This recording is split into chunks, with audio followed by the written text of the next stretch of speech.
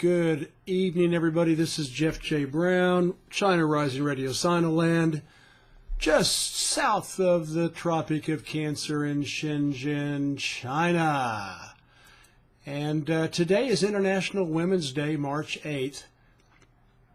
So this is an article that and podcast entitled, Mao Zedong was the greatest liberator of women in human history. That's right. Find out why. During China's 1930s to 1940s civil war, when the communists were kicking out the fascist KMT and the Japanese, along with all the Western colonial parasites, Mao Zedong told his cabinet that he was serious about making new China's first legislation a women's liberation law. They thought he was joking. Mao wasn't kidding. He was earnestly sincere, and it passed in May 1950. Entitled The Marriage Law of 1950, it stated that Chinese women were men's equals in marriage, divorce, banking, property and business ownership, education, control over their bodies, birth control, and professional and working status. Feet binding, prostitution, concubinage, child labor, and the sale of children, largely due to the United States and Britain addicting 25% of the people to opium and morphine until 1949, were all banned and successfully enforced after liberation in 1949.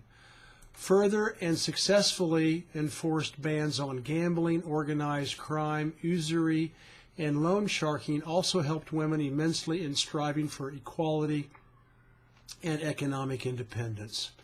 In 1950, China had a population of 500 million. That meant overnight Mao's sincere interest in helping the communist revolution by liberating 250 million females and today 700 million Chinese women makes him the greatest women's liberator in human history. During his childhood and adolescence, Mao saw the plight of rural women, where he grew up in Hunan province. He saw that country women had no rights, no voice in their finances and marriages, and were treated worse than chattel property, like farm animals. Excuse me, I'm going to have a little bit of my poor unfermented tea. Still have a sore throat. Greedy capitalists would buy and sell girls with impunity. Due to all the Western drug addiction, prostitution was rife. Mao was laughed at by Joseph Stalin and just about every other Marxist-Leninist worth their salt when in the early 1930s he proclaimed that China's communist revolution would win among the uneducated, uncouth peasants, not among the urban blue and white-collar workers, per the textbook theory. Mao famously proclaimed, "Women hold up half the sky." Mao's communist revolution coalesced in north-central Yan'an in the 1930s, then slowly began to push back the fascist KMT, Japanese and Westerners, sweeping towards the south to Beijing, Shanghai, Chongqing, and Guangzhou until New China was fully liberated in 1949. He understood that by getting half the sky out of the kitchen and into schools, workshops, factories, and the then Peasant People's Liberation Army, the PLA, he could beat these invaders and free China from 100 years of imperial humiliation, subjugation, and exploitation. He knew that without the yin half of the sky's contribution to socialism, he could not succeed in realizing his dreams for the masses. The rest is history. Chinese women play equal roles in education, science, medicine, law, manufacturing, business ownership, service and government jobs, financing, and property ownership. Most of them tacitly understand that without Mao Zedong's visionary socialist dream for his people, by putting women's rights first, they would not be where they are today. As in every other country around the world, Chinese women still live in a patriarchal society.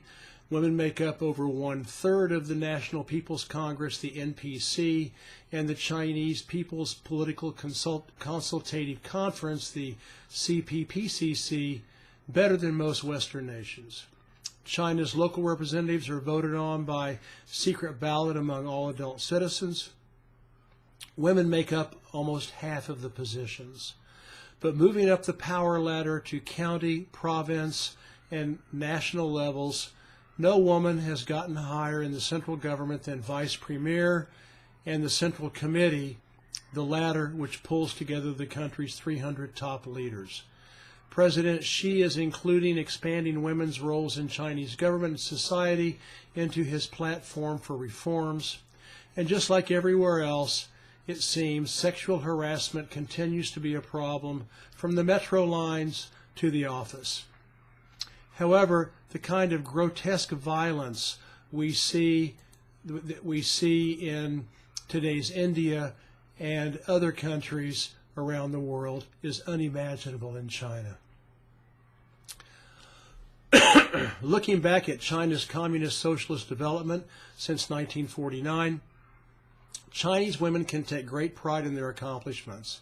As the citizens strive to achieve the Chinese dream of a moderately prosperous socialist economy by 2020, and then a wealthy one by 2049, in order to transition into a rich, technologically advanced communist society, it will not be done without the equal participation of Chinese women in realizing these goals, holding up their half of the sky.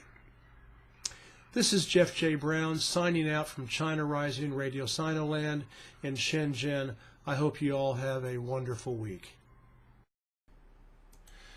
YouTube and SoundCloud fans, Stitcher, iTunes, I really apologize. I need to add the byline for the lead picture, and then I added another picture at the end. I really don't want to read this thing over. My voice is still like hamburger meat. And so I'm just going to read the byline for the main picture. Pictured above, circa 1950s poster showing women doing traditionally men's work with Mao's famous declaration, quote, "Women hold up half the sky," end of quote. If you read Chinese, you will notice that the word for sky is cut off at the bottom. And then there's a calligraphy poster at the bottom, at the end of the article. Shown above, Mao's famous saying in support of females, "Women hold up half the sky," read top to bottom, right to left, in the classic style. The first two columns on the right are his saying, the third column from the right is his signature, and the fourth column from the right is the artist's signature, who did a great job of imitating Mao's instantly recognizable calligraphic style. This artist included his seal in green below his signature to make sure no one would think that it was a Mao original. Mao was probably one of the most well-read and educated world leaders of the 20th century. He was also an outstanding poet and calligrapher, the latter who is considered just as much of an artist in Chinese culture as a painter or sculptor. Sculptor. All right, thank you. Jeff Brown, China Rising Radio Sinoland, signing out, and I'm sorry I did that and cut the darn thing up. Appreciate your patience.